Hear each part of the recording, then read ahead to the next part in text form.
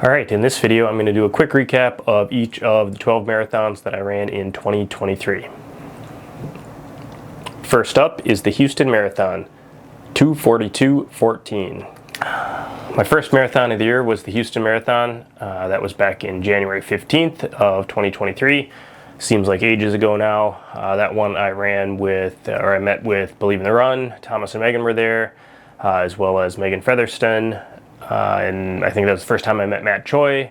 Darian from Koros was there. Michael from Atreyu, probably others that I'm not remembering right now. But that race was was the kind of continuation, it felt like, of my 2022 season. So I had run a 2:38 in Chicago the fall of 2022, which was close to my PR. I felt like I still had pretty good fitness going into the winter, and I signed up for Houston kind of at the last minute, just because I knew it was a fast race and there would be a lot of competitive people there. So in that race, I ran with Pacer Rick, who was pacing the women's OTQ group at sub 2:37, so that's basically 6-minute miles for the entire time. Went out with that group, held with them through the halfway point. I believe I made it a couple miles past that until about mile 15 before my pace dropped off. I think I went through half almost exactly at 1:18:30, which would have been right on pace. I think I was just a couple seconds off of that. But even pretty early on in the race, I could feel like it was just a little bit too hard of an effort. I had to pull back in the mid-range, drop the paces back down through the last 10 miles of the race. Kind of picked it back up a little bit at the end, but really didn't have a lot left to give. I think the race was just a little bit too hot for me. That one started at 58 degrees Fahrenheit and ended up at 65, which is okay for some people, but definitely on the hot side for me. And especially when the sun came out, there were some spots that were pretty exposed, made it pretty tough, pretty warm. Course overall pretty fast, overall quite flat, so I think it is one that would be good for a fast time. In the end, I ended up with a 2:42:14 in Houston. Next up is the DONNA Marathon in Jacksonville in 2:47:46. All right, this is another race that I was lucky enough to do with Believe in the Run. So I ran with Megan from Believe in the Run, and she was the charity chaser. So that meant she started at the very back of the race, the absolutely last person to start the race. All of the half marathon and full marathon participants went off ahead of her. I went along with her, starting at the very back of the pack. Essentially just tried to help clear the road and run along with her to see how far she could get up through that pack. The situation was that she was gaining $1 for charity for every person that she passed on the way through the half marathon. So I think her tentative goal was somewhere around 120. That race, we went off at around that pace. I think we ended up dropping off of that a little bit, even from the early miles. This one also was a little bit on the warmer side, so it was in the upper 50s into the low 60s for this race as well, similar to Houston. So I ran with Megan the first half of the race. It went pretty well. She passed a lot of people, and then I continued on. It's a 2-lap course for the full marathon, so essentially she just turned off for the finish, and I continued on for the second lap for the full marathon. This course is right on the beach in Jacksonville, and it is almost completely flat, so that for me that works out really well. Does have a lot of turns, and there was obviously quite a bit of traffic trying to get through a lot of people with the charity chaser that we were doing, but on the second lap really wasn't a lot of folks. I continued to try to chase down additional folks in the marathon.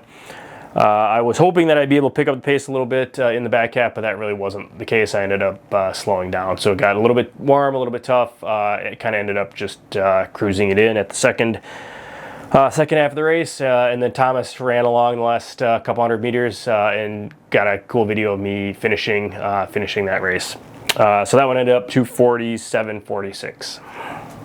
My next race was the Boston Marathon in 2:47:10.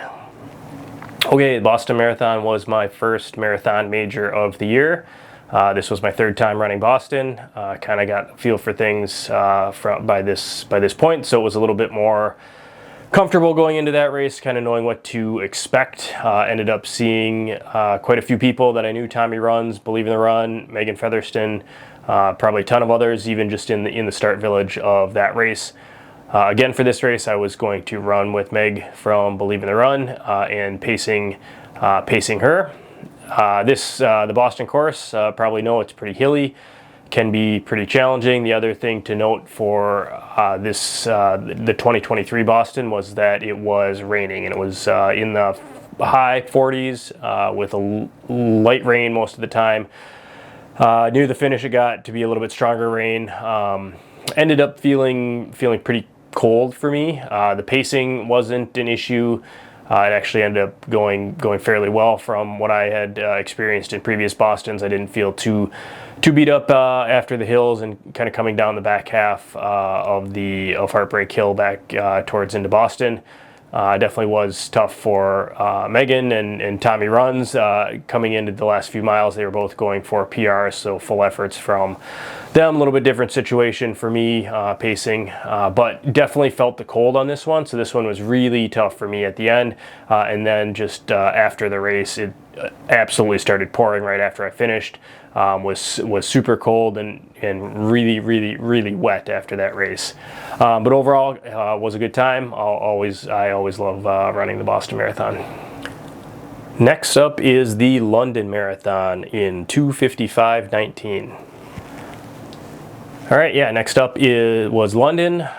London Marathon and Boston Marathon in 2023 were 6 days apart. So the Tuesday after Boston's on Monday. The Tuesday after Boston, my family and I hopped on a plane and headed over to London, England.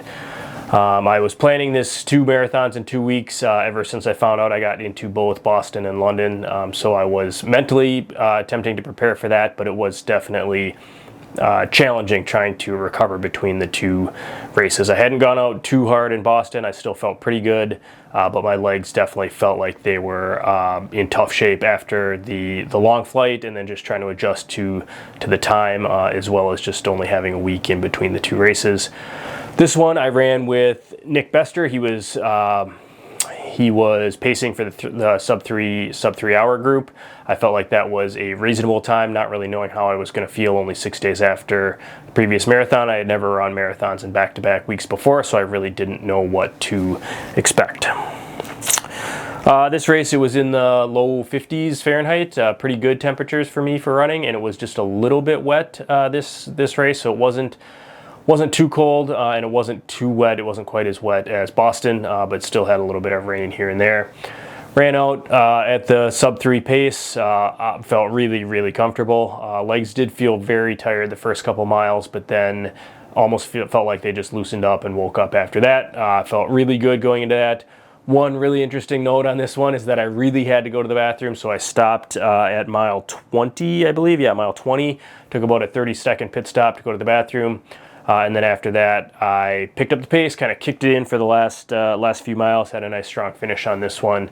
Really was a lot of fun right in front of Buckingham Palace with that marathon major type feel and kind of big crowds around the finish. Ended up at 2:55:19 with a really strong finish, so I was happy with how I closed out the London Marathon. Next was the Eugene Marathon in 2:48:18.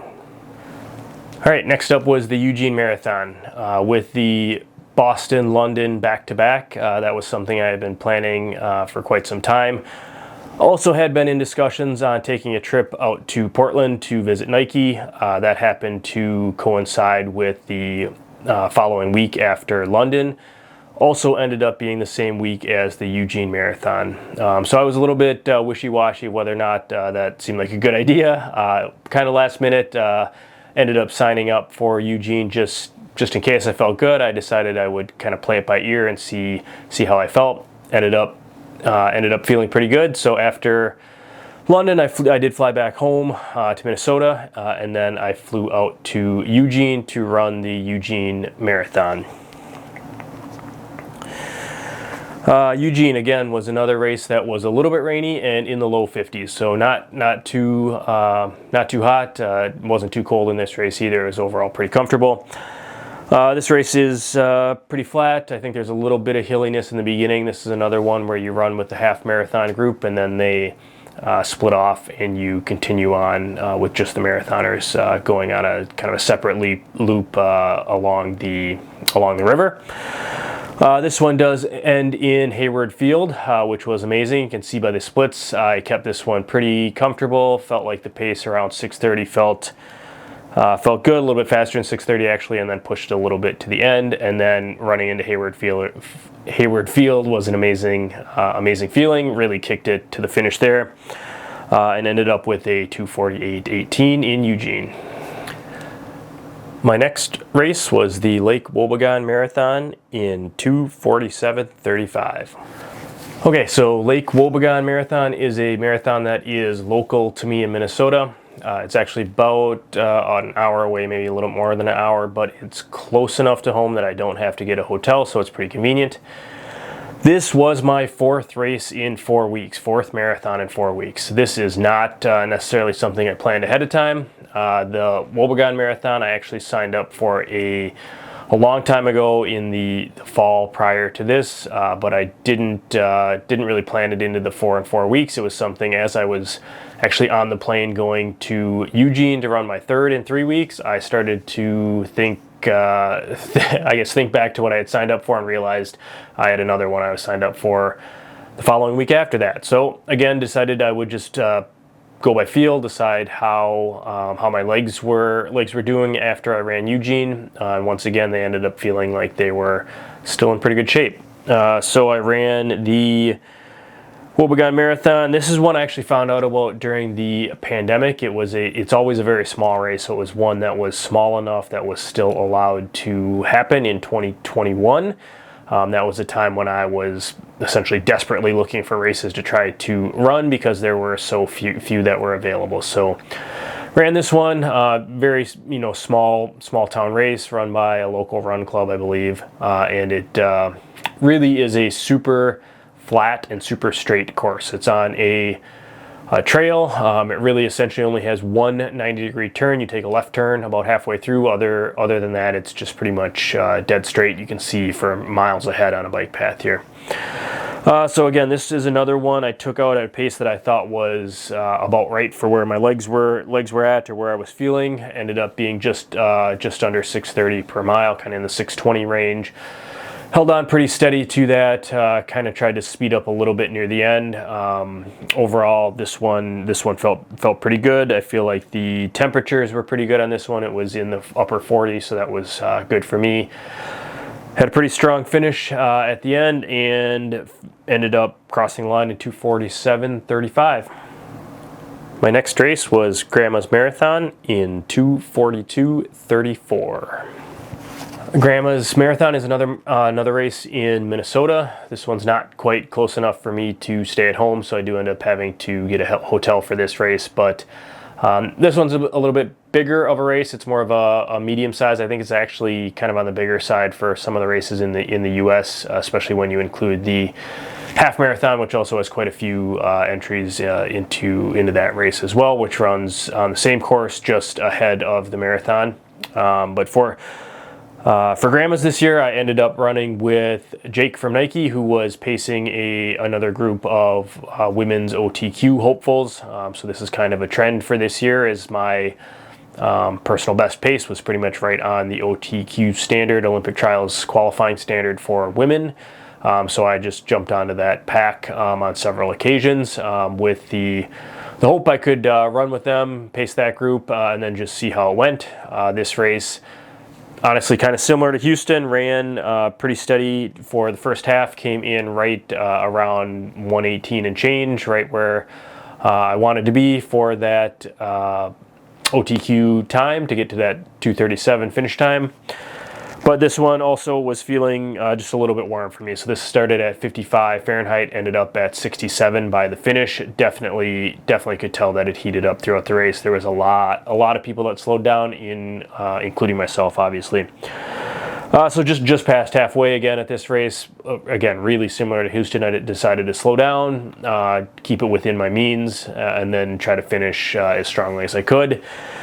Overall, felt pretty good by the end, but still definitely not near that PR time. Ended up with a 2:42:34. My next marathon was the Xenia Avenue Marathon. Finished in 2:48:26. Okay, Xenia Avenue Marathon. This is a very small race. Probably a lot of people have not heard of this one. I think it has somewhere around 50 to 100 finishers most years. It's run by a local running company, and it supports the local high school cross-country team. My understanding of how it got the name is that there are people that try to run a race that starts with every letter in the alphabet, and X is a tough one to find, so the Xenia Avenue runs close by. So this race is called the Xenia Avenue Marathon. This one is extremely close to my house. So this is a USATF certified course that runs on the bike path that is within 1 mile of my house, pretty much adjacent to what I normally run every day.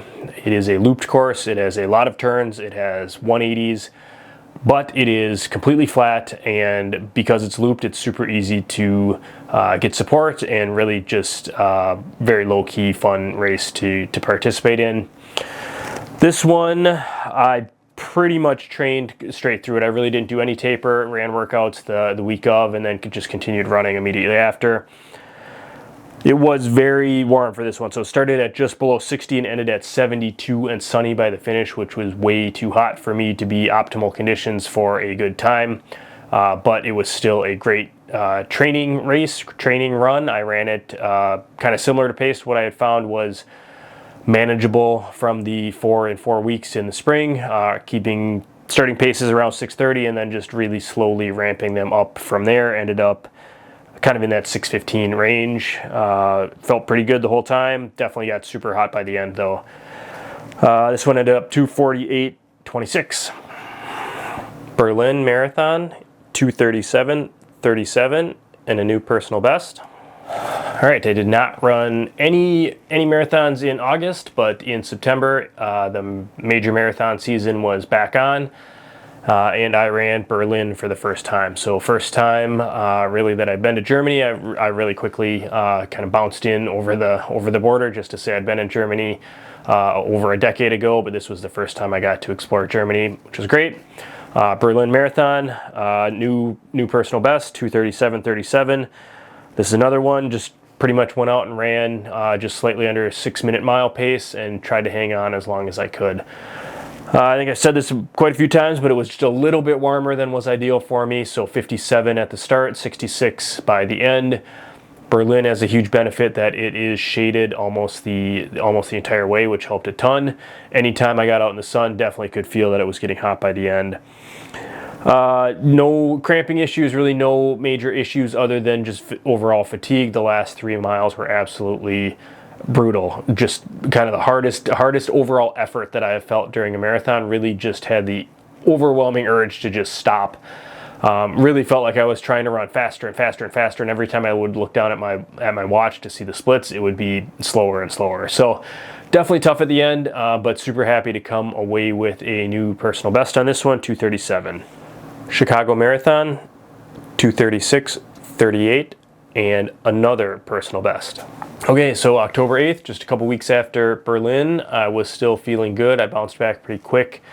After that PB, decided I would go out again, pretty much just at the same pace. So this is being back in the US, another race with a lot of Olympic trials qualifying hopefuls. On the women's side, right at the pace I was running at, around 2:37 flat. Tried to just jump in with that pack, run sub 6, just under 6-minute miles, and hang on as long as I could. I had run 2:38 in Chicago last year, so I knew it was a fast course. This one, the weather actually ended up being a little bit better, so started out in the 40s and just barely got above 50 by the finish. And this race went great. Pretty much held on to the same pace right there, around 6 minutes a mile for the entire race. Came in at just a little bit under 2:37, ending up with 2:36:38 for my finish time. New York City Marathon, 2:47:14. New York City, last year was really hot. I had a great time running the race. I really enjoyed the race, the atmosphere and the environment, but it was really tough race just because of how hot it was. New York isn't really a fast course, really hilly with or a lot of elevation gain with the bridges on the course. This year didn't look to be as hot, 56 at the start, 61 by the end. Overall felt okay with the temperatures for the paces I was trying to run, but wasn't going to be a personal best attempt here in New York. Just really wanted to enjoy it. Tried to run somewhere around 6:15 pace or a little bit under to try to keep it comfortable and hopefully improve on my time from last year, which was 2:52. So other than coming over the Verrazano Bridge extremely fast, that split was a 5:30. That's a big downhill. Got a little carried away there. Other than that, ended up feeling pretty good. I did run with Tommy Runs in the middle. Kind of try to stick along with him. Got a little bit tough for him, and I went off on my own. Started picking up the pace a little bit, mile by mile near the finish. Until I got to Fifth Avenue. That's a pretty long, slow uphill. Really took a lot out of me. A little bit of a slower split on that mile, and then Central Park is a lot of up and downs. So really just hanging on to the finish there. Did end up improving my time by a few minutes from last year, so came in with a 2:47.14. California International Marathon 2:47.57. Sometime this year, after I did the 4 marathons in 4 weeks, I just started to realize it would be possible to run 12 marathons in 12 months. So with that in mind, I kind of had a schedule laid out, with the last one being CIM in Sacramento as my 12th marathon. All ended up working out, and that was my final race of the year. CIM's a lot of fun because it is the last chance for Olympic Trials qualifiers. It is the last day before the qualifying window ends, so I knew there would be a huge pack of men and women at their respective paces trying to qualify for the Olympic Trials. Again, ran with the OTQ pack with Meg from Believe in the Run. I stuck onto that pack stuck onto the pace for about 10 miles. By that point, Meg had dropped back a little bit. I stopped to wait and run with her. Then ran about the next 10 miles with her before I went off on my own towards the finish. This one I did feel like I had a strong finish into the end. Ended up being at 2:47.57, so clearly, pretty far off of my PR, but it definitely was just, not my day. Ended up being a good race from the standpoint I got to run with Meg, and then I also got to have, or I felt like I had a strong finish into the end of the race, and did get to run in the Alpha Fly 3, which was a great experience. Really love this shoe. Great way to end the year, and hoping I can continue to run a lot more miles and a lot more marathons next year. I think with that, thanks for watching.